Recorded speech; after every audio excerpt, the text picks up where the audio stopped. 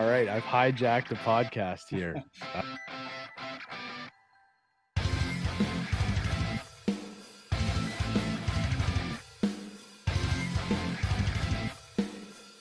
For the intros because he's been absent the last two podcasts. So. All right, Mulligan the next guest number 3. We got the Dansome. This is number 4. Yeah.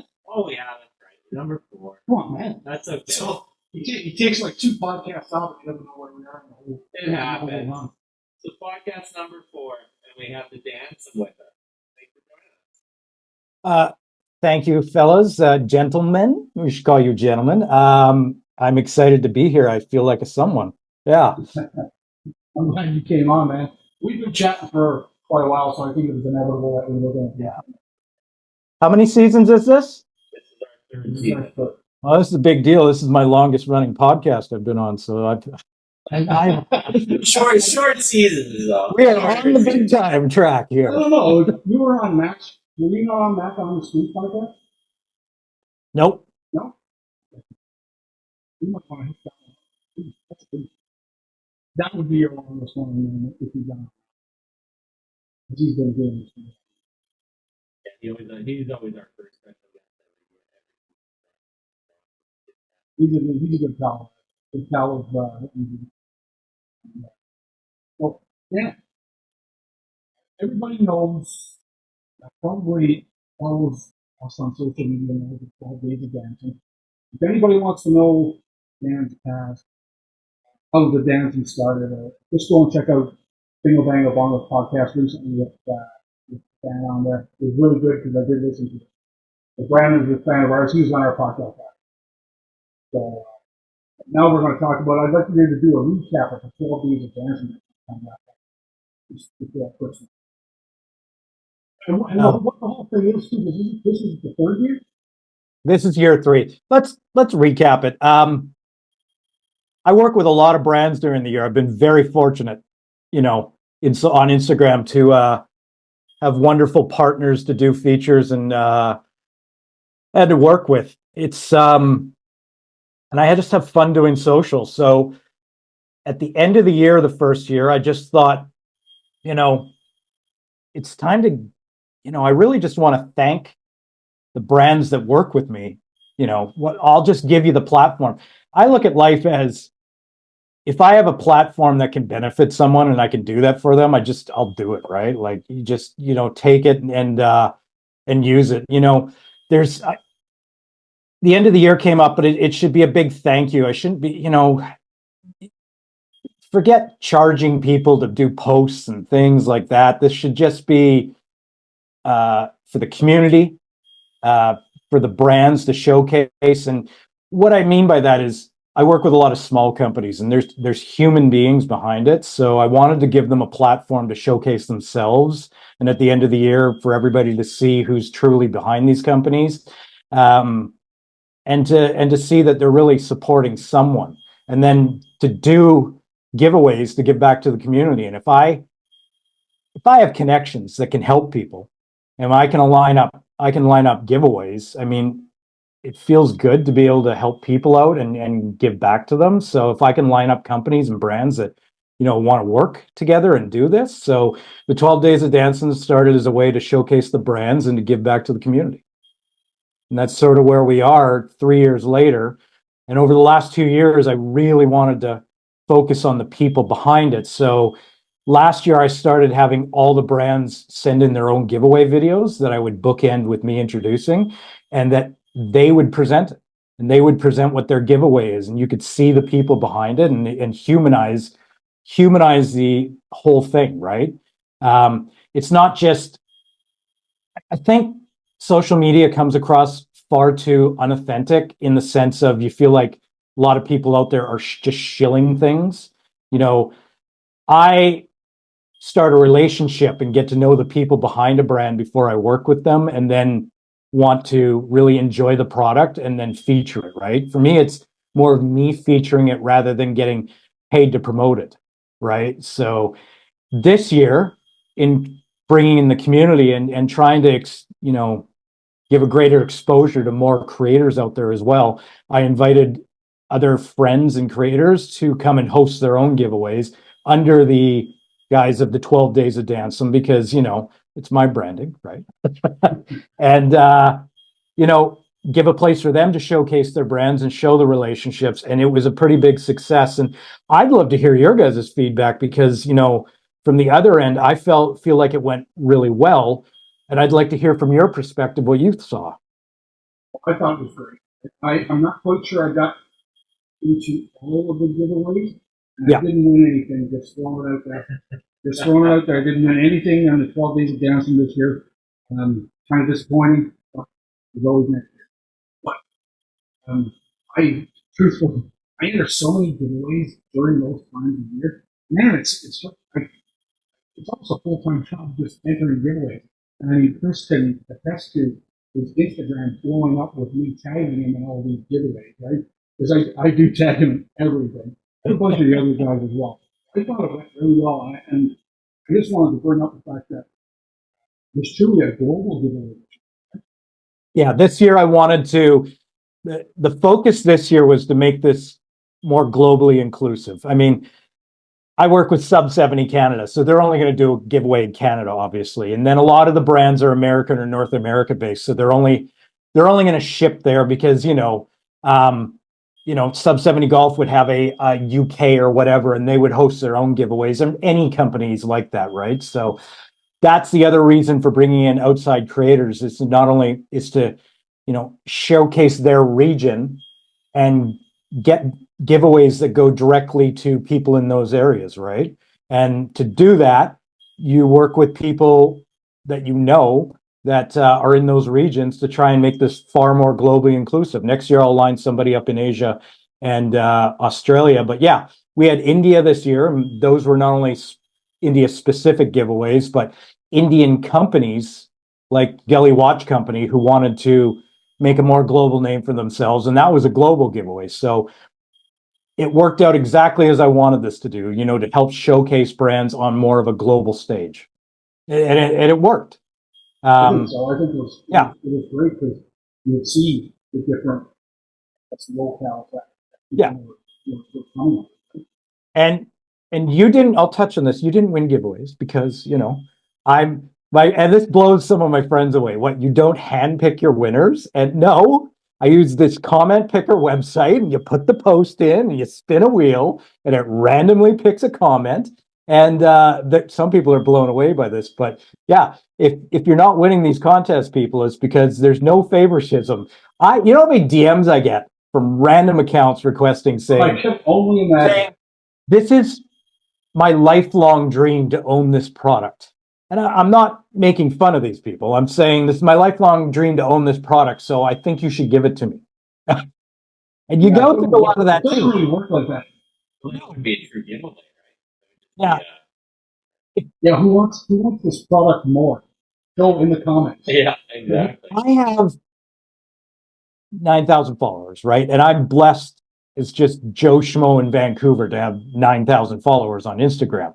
And I want to give back to that community. So we've got to make it fair and equal, and, you're going to get it. And somebody's going to get picked, but I'm not going to just, cave to the first person who walks in and says, please give it to me, right? I love you all. So we did one, I kind of ran it, but we did one giveaway a couple of years ago. 36-a-day golf pro course. Yeah. He looks after us big time. Like John just said. Another guy maybe looking down the road. He's a fantastic guy. Right from the beginning of us starting this, he's looked after. He did great. So we did a giveaway, and we had a pretty decent response to it. And what I did the same thing. I did the spin the wheel thing, right? Again, I'm so new at this, and I'm so technologically advanced. It's highly amusing. But when I spun the wheel, the person who won, I actually know him. He lives right here in Medicine Hat. And I'm like, oh shit! Like I can literally go to work and bring him these hats, right? So it kind of worked out for us that way. It was like, okay, well, I don't really care what anyone thinks, but this guy won them, and I'm literally going to bring these to work tomorrow and give it to him. And on that note, I should talk about this. My friends group, because I'm lucky enough to test products and get products through the year, anything I can just give to my friends, I do it. And I feel like they're looked after. And there's,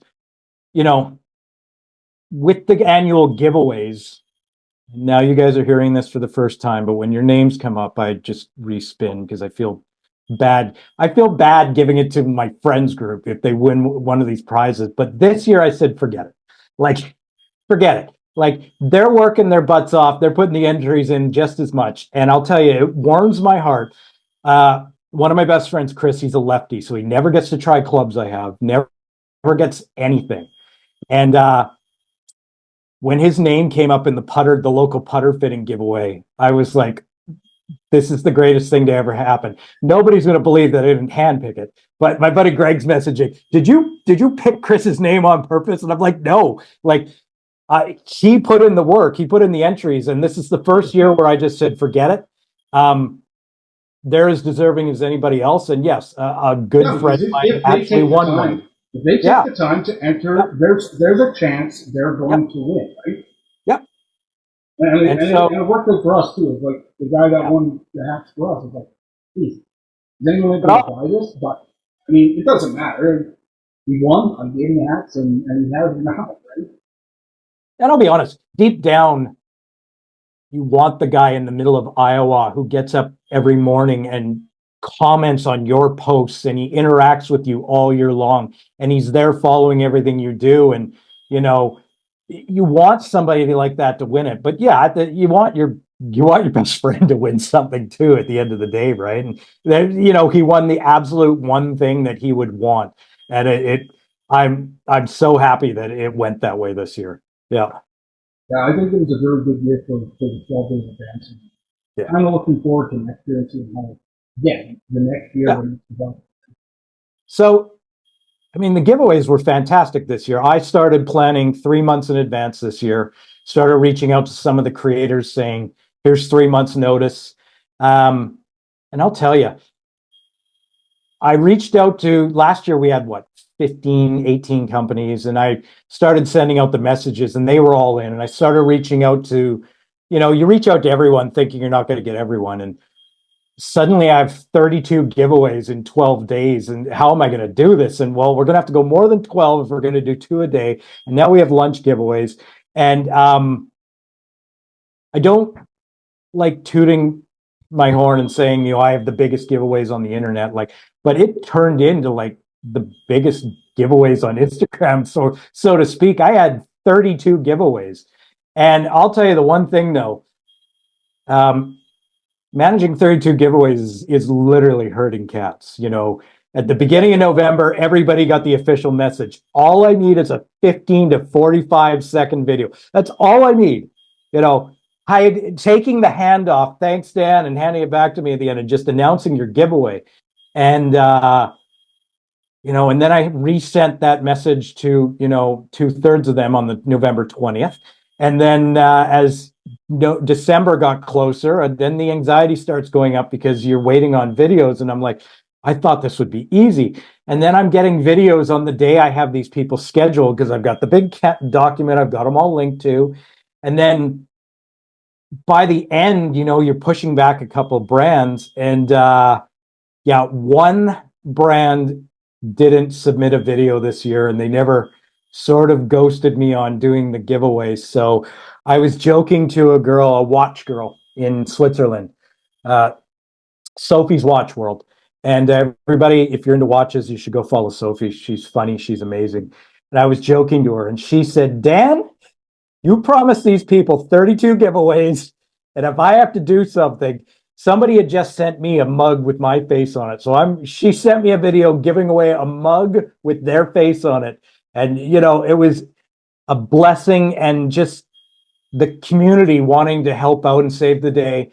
And I was messaging Jim from Sub 72, and he's like, Dan, you're going to do 32 giveaways. We ended up with 2 giveaways on the final day that I didn't plan for that made up for it. And Jim gave away hats because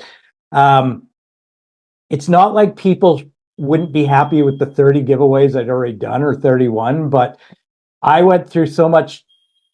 It's a weird mental stress when you have a plan and it doesn't work out the way you want it. And people, the love of people wanting it to work out that way, like it all played out, big happy ending, right? So, yeah.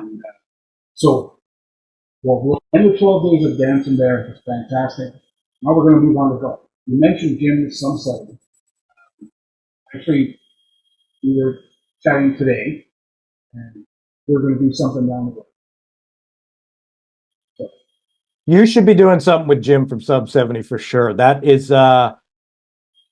not just a conversation about golf clubs for you. That is the life story. I like telling Jim stories because the life story of Jim, CEO of Sub 70, everyone, is the most amazing thing from junior hockey goalie to tennis pro, but I won't say any more. That's for your don't podcast. say any more because I was chatting, I was messaging Jim today, and we're going to work something out for down the road, and you're going to come on and you're going to guest host with it. I'll be there. Jim is a fabulous human, and the story goes back 3 years ago now, and they were the new local direct-to-consumer guy, just got an Instagram. And I was just getting more into product photography. Once I got into the watch world and collecting watches and discovered watch photography on Instagram, those guys are a cut above, like magazine quality photography. And I'm like, I should be shooting golf clubs this way. So I reached out to Jim. Hey, do you think I can just borrow some club heads? I want to, I'll post them on my account, but I want to work on photography. And that turned into a friendship of Jim hanging out with our local golf group and getting into the foursomes. And where I'm going with this is he became a part of our golf group, but at no time pressured me to, hey, you should be playing my clubs. You should be doing this. He just hung out. And one day, 6-8 months down the road, I'm like, Jim, I've got this set of graphite shafts in the closet. I just need heads. And he's like, say no more. Just give me the shafts. What heads do you want? I'll build you a set. And that was it. He let me play with his clubs. And, they're fantastic for small brands, Sub 70 out of Chicago. They know what they're doing. The forgings are stellar. And I had put them in a set of Pattersons. And once again, Jim said nothing. And I played them for a year. And then he put me in wedges and he put me in this. And I just organically became the guy talking about his brand for him. And because I wanted to, and he let me do it. And once again, pressured no one. So this year, my big birthday's coming up. I'm like, Jim, we're best friends and we go for breakfast at the White Spot. And I'm like, man, let's just make it official. I don't like being a brand ambassador because I like talking about all these brands, but you're my friend and your product is awesome. I should be your ambassador. I should be talking about you. I should be going on podcasts and telling everyone how good Sub 70 actually is as a product.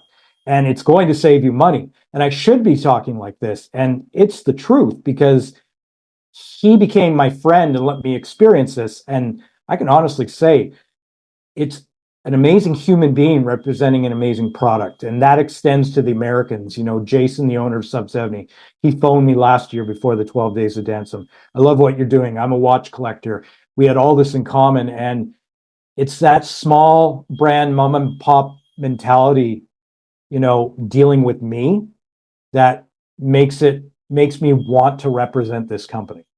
If that all makes sense to you guys. It does. And you'll get a chance to, hopefully down the road, come on here with Jim and you can plug Sub 70 as much as you want during the entire episode. Yep. But we want the stories though from Jim.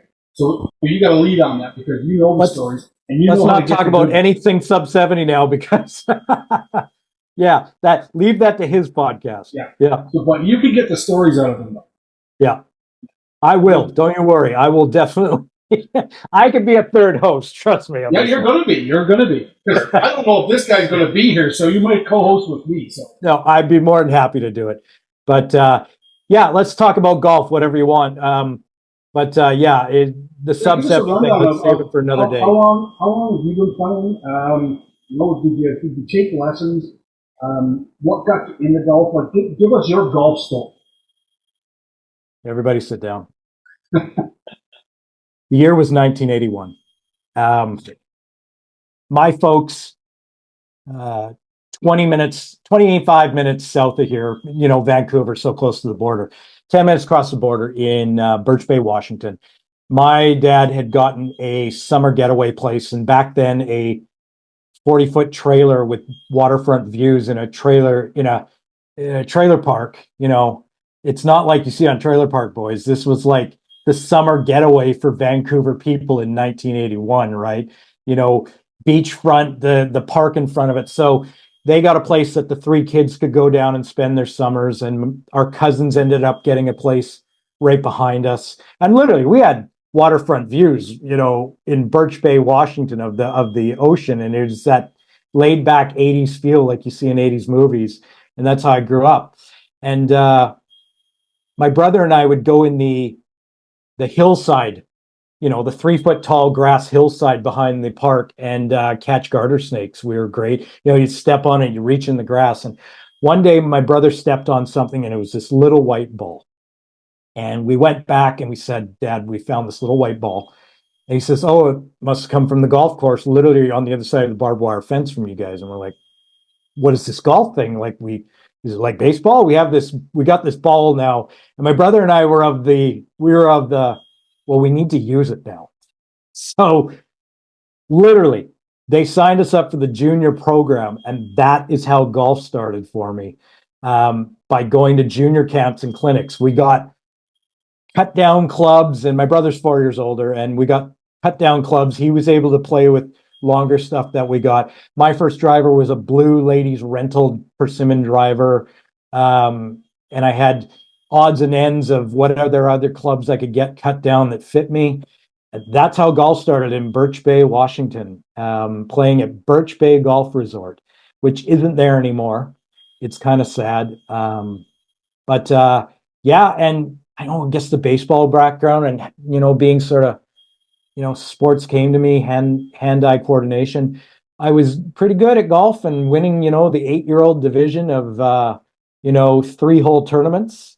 But all lessons were right through that camp and sort of self-taught because, our parents weren't golfers, so they weren't really focused into paying for lessons. And, we felt like a very low-end middle-class family. You don't realize that you're doing half decent in life, but we wouldn't ask for stuff like that. We wouldn't ask for golf lessons. We wanted to let our parents, guide us financially. So it was self-taught, etc. And my brother kind of excelled. He became a very 70 shooting golfer fairly quick. He had a knack for sports like that. And I was probably another 8 years from getting in the 70s and things when I was 16. But yeah, I remember my first birdie and my first, time breaking 100, and you work your way up. But that was me getting into golf. Yeah. So as you got older, did you continue, did you do lessons as an adult? There was a progression, and Fraserview Golf Course, which is still right across the street from me. That's where I joined the junior program locally, as I got into my teenagers. And they would have camps, but I still didn't do lessons. I never had a private lesson until I was like 20. And that was maybe one. I also was fortunate enough to become a member of Marine Drive Golf Club. And back then, becoming a junior member was still ridiculously cheap. And then being able to book a lesson through them. And but it was always just junior clinics and learn on my own. That was golf for me, and there was a natural athleticism to the golf, and I got good enough to eventually I broke par when I was 17 for the first time, 17, 18, around there, and so that was an extremely good year, and nothing's frozen up here. I did. I didn't pick up a golf. Yeah, I know. But I grew up on Newfoundland. There wasn't even a golf course on the island. When I was growing up. So. How long you guys been playing? 40. Yeah. Now I've been 41 now. It took 40 years to get a hole in one. Yeah. Well, we're gonna be waiting for a while at that rate. And I got a hole in one par 3 course 20 years ago when I didn't even play the game. I was just lucky enough that.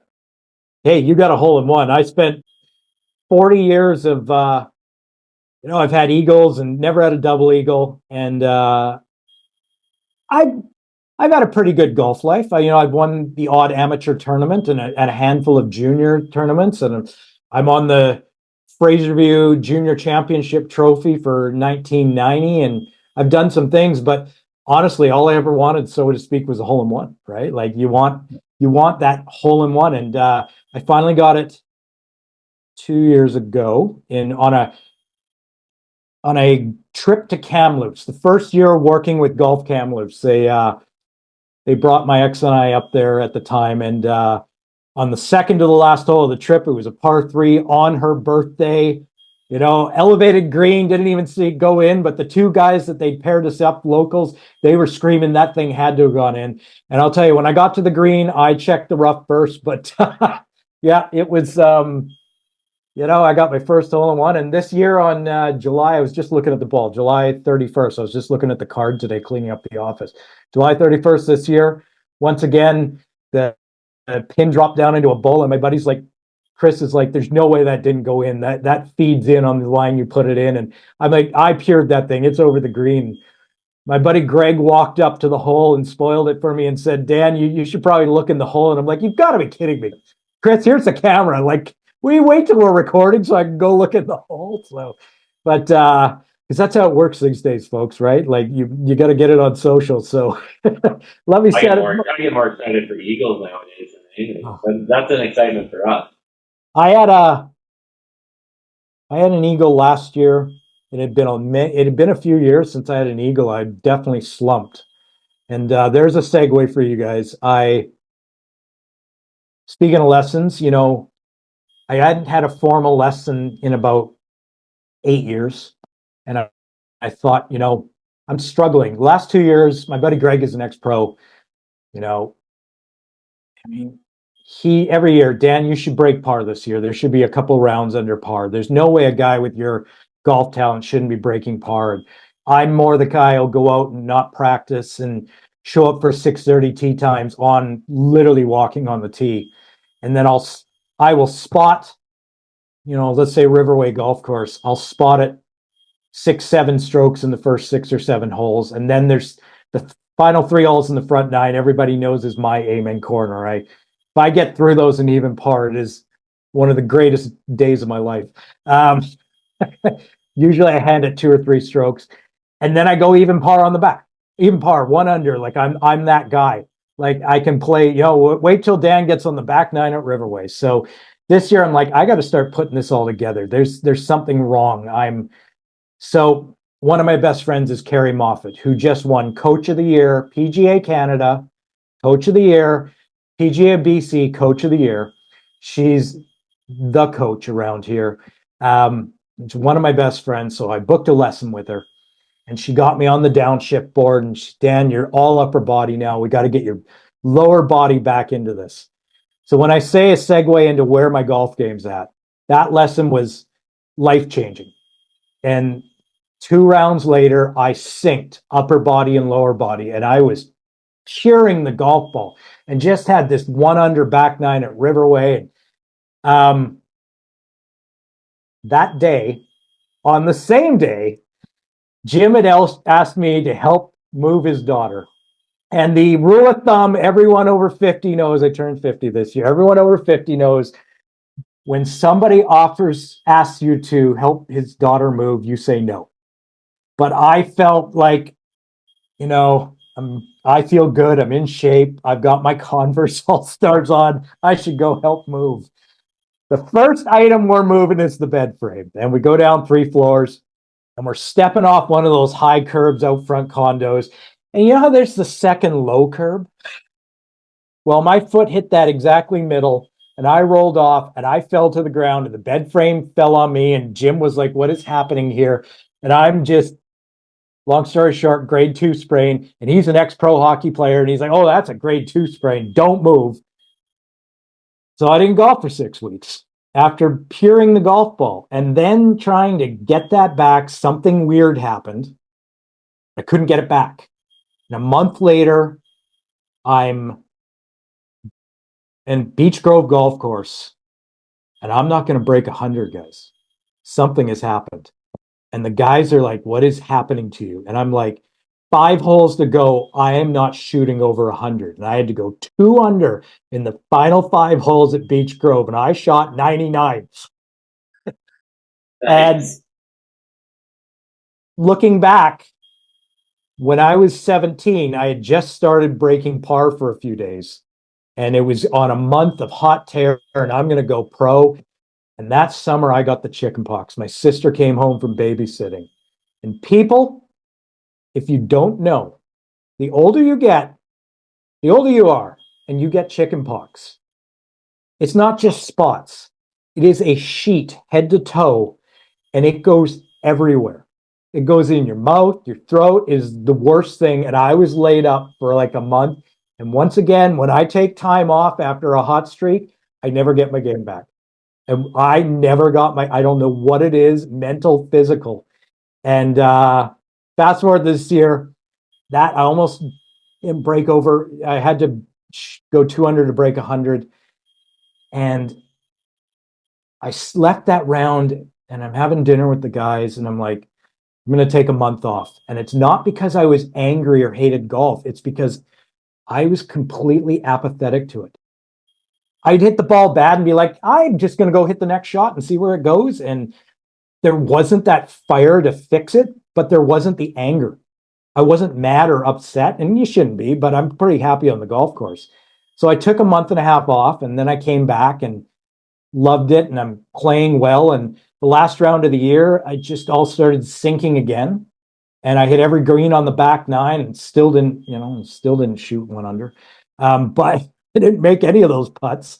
Missed a 3-footer for birdie on 18 somehow. And but I was worried, like the passion wasn't there. And I ended the year feeling great. The golf swing's great. I've been going to the range here and there, and yeah, that's my life of golf and lessons and everything for you guys. I'm excited about next season. I won't hit balls for a month because I went to the gym last week and tweaked my shoulder and can barely lift it over my head right now. But I think we both know how it feels to have a little bit of a layoff. I mean, Alvin in our first year when we got going, he was, I think for like the last month and a half, I was basically golfing by myself. Strained one of my ligaments in my forearm. And we were just getting like really into golf at that time. So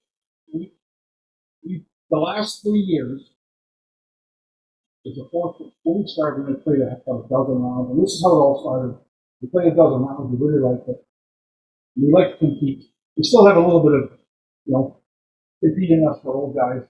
We coach hockey. Speak for yourself. I'm not old. We coach hockey together, and we enjoy that little bit of competition we do. And we saw that we were close in our sports, so we wanted to know who won the most rounds, and that's where kind of mulligans and hackers came from. But I got hurt that first year. When literally you can't play. And then this guy last year tore his Achilles. Right before golf season. Right. A total non-contact injury. I was coaching my club volleyball girls team like I normally do after midfield, like to the left staff. And I'm like, that doesn't feel good. Long story short, I ended up in a cast for a month. They told me I wasn't supposed to do anything. I mean, I lasted, I think, a week in the boot before I decided, we're going to go back out to the golf course and learn how to golf. It was bad. In our socials, in our Instagram feed and our socials, there's actually a video of Chris in the boot on the driving range. It's hilarious. But I thought because Chris is a left-hand low. I'm a cross-handed golfer. Cross-handed golfer. So the first couple of years that he played, his swing looked like full body Caesar.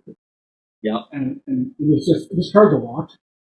Watching him in the boot with the crosshand, it was just stuff of comedy. The funniest part about that though is for me, being in that boot for a month, 5 weeks, and it actually, in some way, helped me become better because it forced me to find better tempo in my lower half instead of stringing open.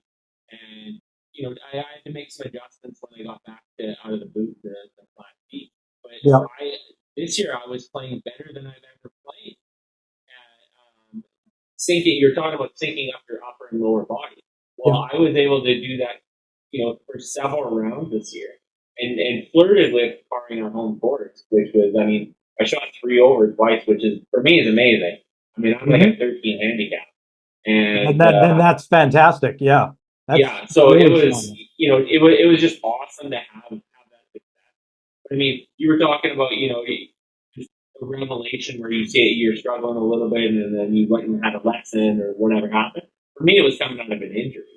Yep. And it just kind of, for whatever reason, it helped change my game in a way that was better. I've always been really good short game as a putter and a chipper, but I kind of lacked control with my woods, and I feel like this year it really started to happen. I think Alvin can attest to And I'll say this: anybody who comes to me as a new golfer now, what should I do? 100%, I think everybody should, whether it's a group lesson or private lesson, if you're going to start golf and you want to get into it, take a lesson, because you can suffer through golf for years never taking lessons and wondering why you're not getting better, because as we all know, Yep. it is probably the easiest sport to ingrain bad habits. I have 40-year-old bad habits, and the number one thing anybody can do who really wants to get into and enjoy golf is take a lesson and learn the basic fundamentals. And I've seen that with people in Cary that I say, we should go there and see Cary. If you want to get into golf, you should take a lesson. And learning the basic fundamentals, and the fun comes from doing things properly and hitting one good shot, saves you years of just self-frustration, right? And in the sense of frustration, I will give you my 40 years of wisdom, everybody.